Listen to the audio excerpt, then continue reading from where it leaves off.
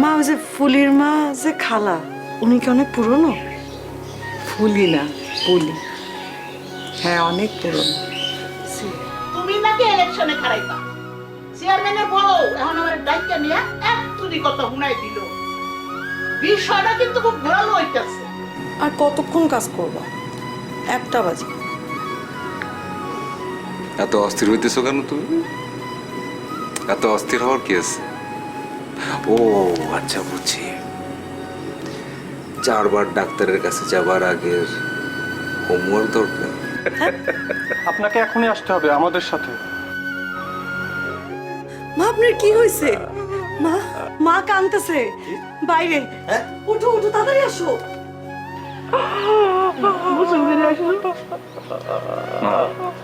এতদিন চোখ বন্ধ করেছিলাম, আমাদের অনেক বড় একটা অন্যায় হয়ে গেছে। মানে কি? কি করছো? কি অন্যায় করছো তুমি? ভরা পেটে আয়রন ট্যাবলেট খাইতে হবে।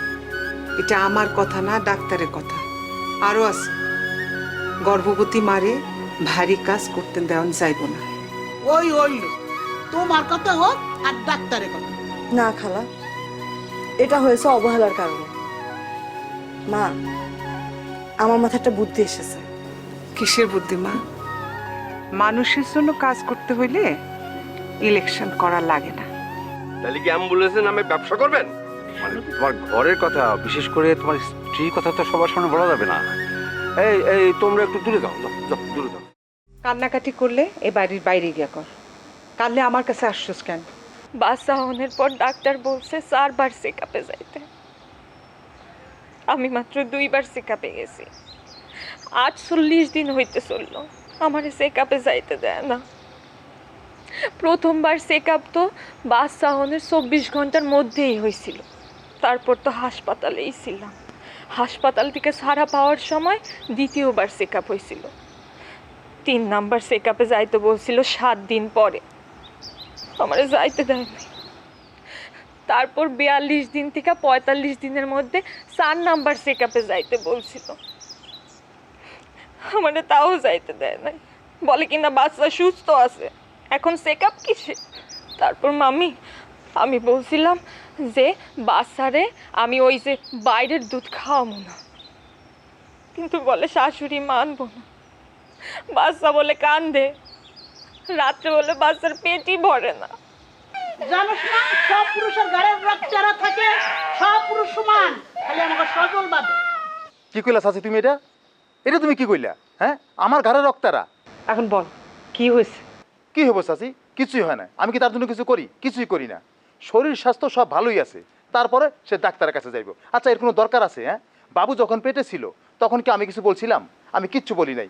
বলো, তুমি বলো। আমি তখন কিচ্ছু বলি নাই। আমার বাবু খিদায় কান্তাছে, ঘরে গরুর দুধ সে খাইতে দেবে না।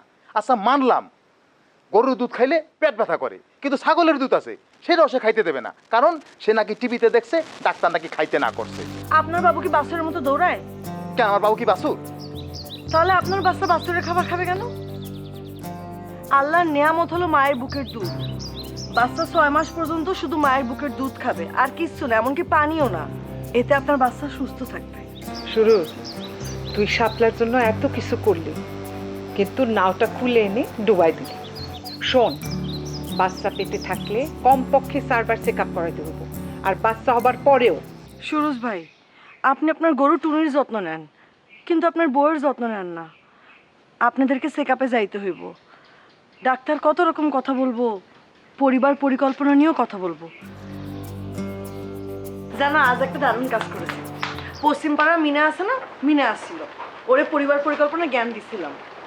তুমি জানো, ওর না ধারণাই নাই যে বাচ্চা হতে গেলে তো টাকা দরকার হইতে পারে। ওনাকে বহুদিন ধরে 10 টাকায় চোখে দেখেনি। তারপরে কথায় কথা জানতে পারলাম ওনাকে দারুণ শিকা বানায়। আমাদের বাড়িতে কতগুলো পাট পড়েছিল না, ওগুলো ওরে দিয়ে দিয়েছি। একটা মাটির ব্যাংকও দিয়েছি, আর 50 টাকা অ্যাডভান্স দিয়েছি। শোনো না, ও যখন শিকাগুলো বানিয়ে দেবে, তুমি তোমার কলেজে ওগুলো একটু বিক্রি করে দিও। আমি কি ফেরিওয়ালা যে শিক্ষা বেঁচে বেড়াবো? পরিবার পরিকল্পনার জ্ঞান দিয়ে বেড়াবো মাঠে মাঠে ঘাটে ঘাটে?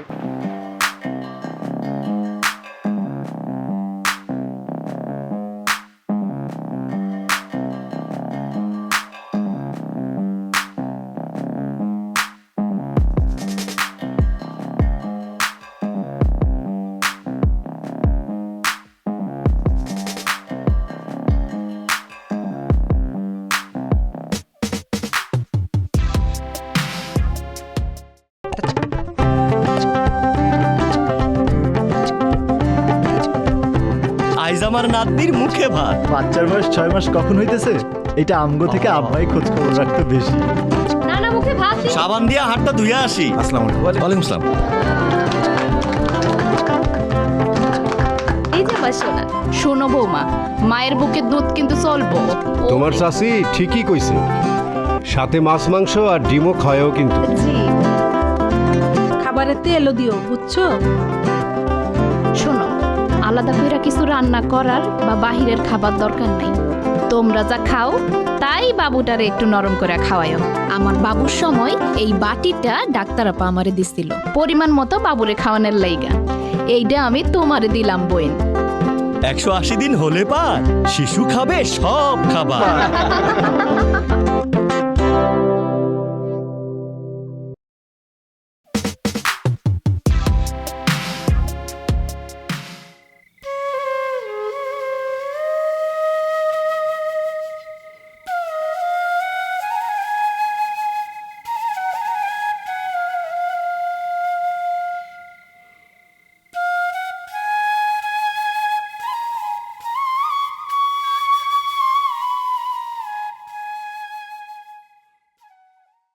সজলটা এখনো ফিরল না। এত রাত তো কোনোদিন করে না। ঝগড়া হয়েছে? ঠান্ডা পোলাডা রে, তোমার আদরের বউ কি কইছে কে জানে। ডাক্কে একটু জিগাও না।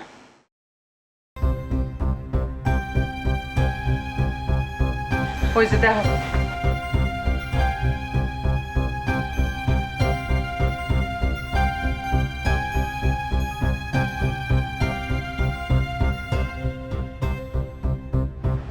কি হয়েছে তোমার? তুমি আমার সাথে এমন করতেছো কেন? একটা কথা বলবো তোমারে, মানুষের সচেতন করতেছো, খুব ভালো কথা। বারবারই করতেছো কেন? যারে তারা নিয়ে তুমি হাসপাতালের দিকে রওনা দাও, বেটা ছেলের তুমি পরিবার পরিকল্পনা সম্বন্ধে বুঝাও। এত কি দরকার তোমার? এত কিসের টাকা? এই দায়িত্ব তোমার কি দিচ্ছে? মানে কি? মানেও বুঝতে পারতেছো না তুমি? এত সব কিছু করবার তোমার দরকারটা কি? কেন করতেছো তুমি? তুমি মারে এই কথাগুলো বলতে পারবা? মারে বলো তো কোনো দরকার নাই। মার কারণে আমি কখনো কারো কাছ থেকে কথা শুনে, তোমার কারণে কথাটা শুনতেছি। বুঝতে পারছো? মা আসেন।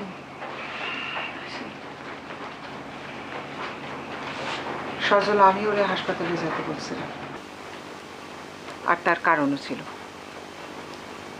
তোমার যদি বিষয়টা পছন্দ না হয়ে থাকে তুমি সুন্দরভাবে বলতে পারতা। আর তোমারে তো আমি এমন শিক্ষা দেই নাই যে বউয়ের উপর নিজের মত চাপাই দিবা।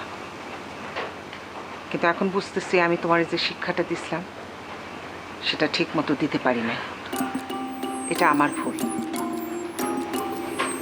এটাই বলতে আসছিলাম। আরেকটা কথা, স্বামী স্ত্রীর ঝগড়া অন্যের টের পাবে কেন?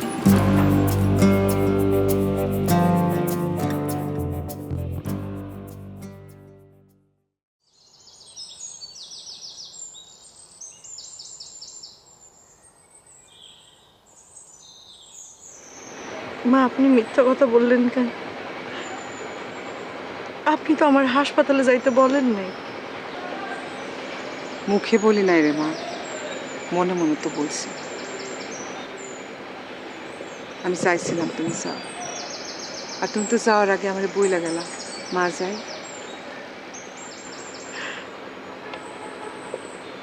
মা, আপনার ছেলে হঠাৎ এমন হলো কেন?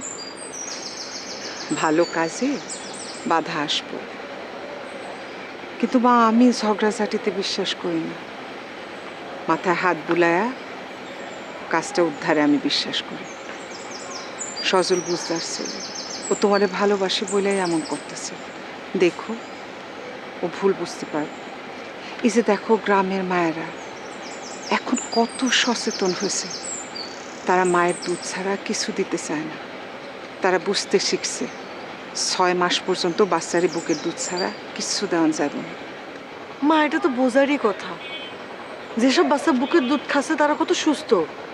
এই যে আমাদের আবেদ আলী, উনার বাচ্চা বাইরের খাবার খায়, একটার পর একটা অসুখ লেগেই আছে। সবাই যদি বুঝতো রে মা। ওরে বাপ রে বাপ, সুনামি আসবে মনে হইতেছে।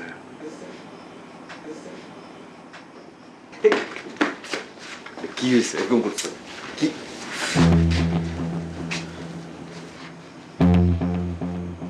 কি কি করলা তুমি এটা?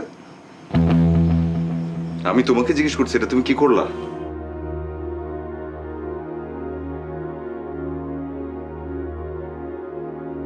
শিকাগুলা দাও।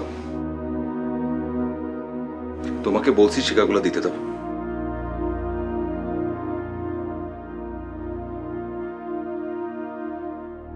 তুমি এগুলো নিয়ে কি করবা? হারাই দেবো পুকুরে।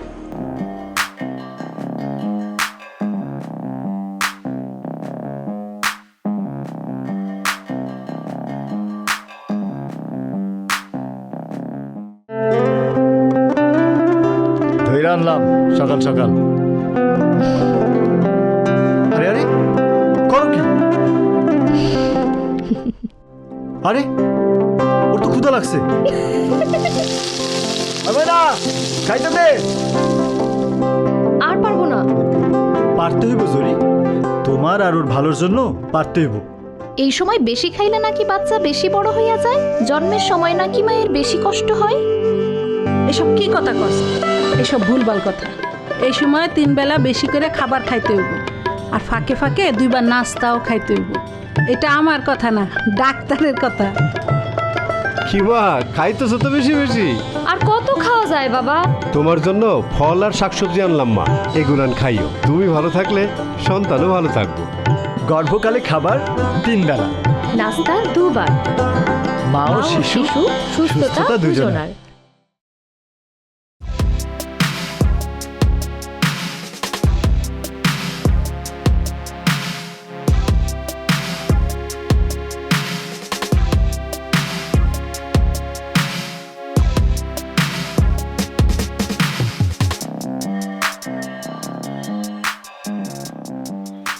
আমি গেলাম।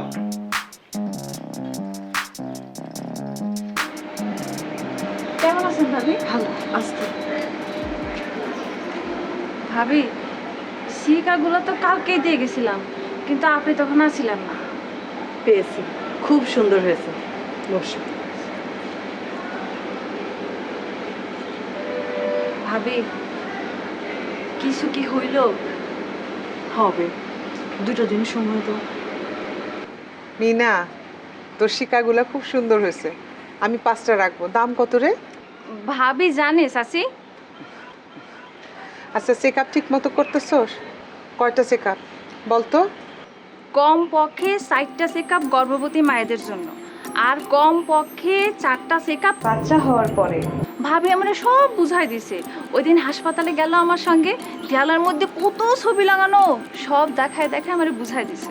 খুব ভালো। আর প্রসব প্রস্তুতি কি সেটা জানোস? কি যে বলেন চাচি, জানবো না কেন? কালকে রাতে আপনাদের ছেলে বলছে আমাদের সন্তান স্বাস্থ্যকেন্দ্রেই প্রসব হবে। শোন মিনা, অনেক সময় কিন্তু ইচ্ছা থাকলেও স্বাস্থ্যকেন্দ্রে যাওয়া যায় না। ধর জ্বর হইতে পারে, বিপদ হইতে পারে, সেই জন্য কিন্তু প্রস্তুত থাকতে হবে। হাসপাতালে যাওয়ার জন্য গাড়ির ফোন নাম্বার আমি আগে থেকেই জোগাড় করে রাখছি, আর আমি নিজেও টাকা জমাইতেছি। পাসপাও মানে জানোস? পাসপোর্ট কত ক্লাস 1 2 তে, ক খ গ তে এগুলোতে পড়ছি। আরে বোকা, পথে হইল পরিষ্কার হাত, পরিষ্কার আর জীবাণুমুক্ত উপকরণ, পরিষ্কার স্থান, পরিষ্কার নারী কাটার সামগ্রী, আর পরিষ্কার কাপড়। এই সব জিনিসগুলা প্রস্তুত রাখতে হবে, বুঝছো? বুঝার চেষ্টা করতেছি চাচি। শোন, মা হওয়াটা পৃথিবীর সবচেয়ে সুন্দর ব্যাপার, এইটা অবহেলা করা যাবে না। যেখানে একজন গর্ভবতী মায়ের 6 পর চেকআপ দরকার, আপনি তার একবারও চেকআপে যাইতে দেন নাই। যেখানে সবাই জানে একজন নবজাতকের বিপদ চিহ্নগুলো কি কি, বুকের খাসা দাইবা গেলে, দুধ মুখে টানে খাইতে না পারলে, নাভি পাকলে, আপনার এসব বলে লাভ কি? আপনি কি মানুষ আব্বা? ওরা এইসব কথাবার্তা কে শিখাইছে? আপনার এইসব কর্মকাণ্ড আমার এসব শিখাইছে। আমার সাথে তো চলবো। চলবো আব্বা, আপনারে স্যার আমার সব কিছু ঠিকঠাক মতো চলবো। যেদিন আপনি মরবেন সেদিন এই গায়ের সবাই আতশবাজি জ্বালাইবো, আতশবাজি। আমি সেদিন আসুন না আব্বা। সারাটা জীবন কি রইলে আমি ভুলই করে গেলাম। এমন ভালো পোলাটা বিয়ের লেগে যেমন হইল, রাত ঢালি মুনির। বুঝতে পারছি তো, সব দোষ আমার। শোনেন খালা, আমি আমার বাপের বাড়ি থেকে টাকা এনে মিনারে দিয়ে দিব, আপনার এটা নিয়ে ভাবতে হইব না। তরকারিটা একটু দেখেন।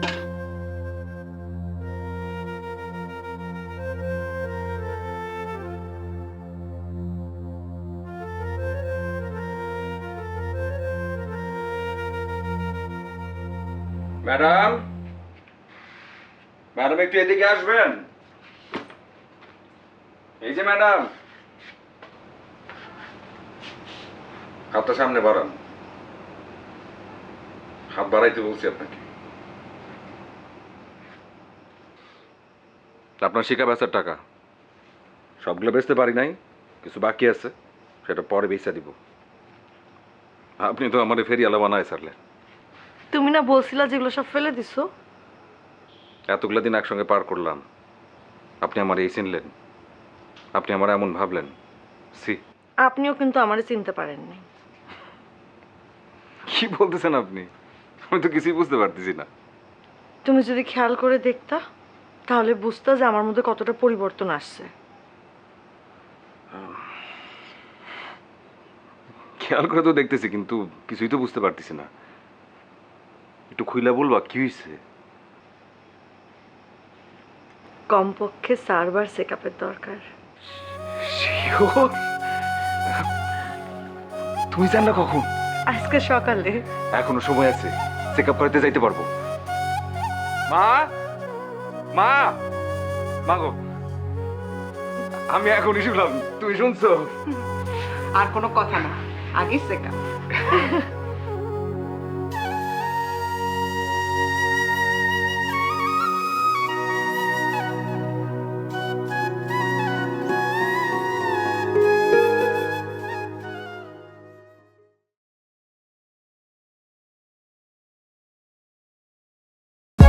For more updates, subscribe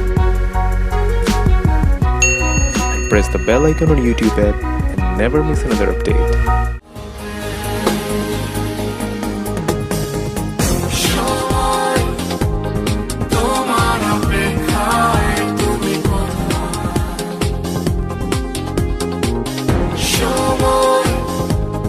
তোমার অপেক্ষায়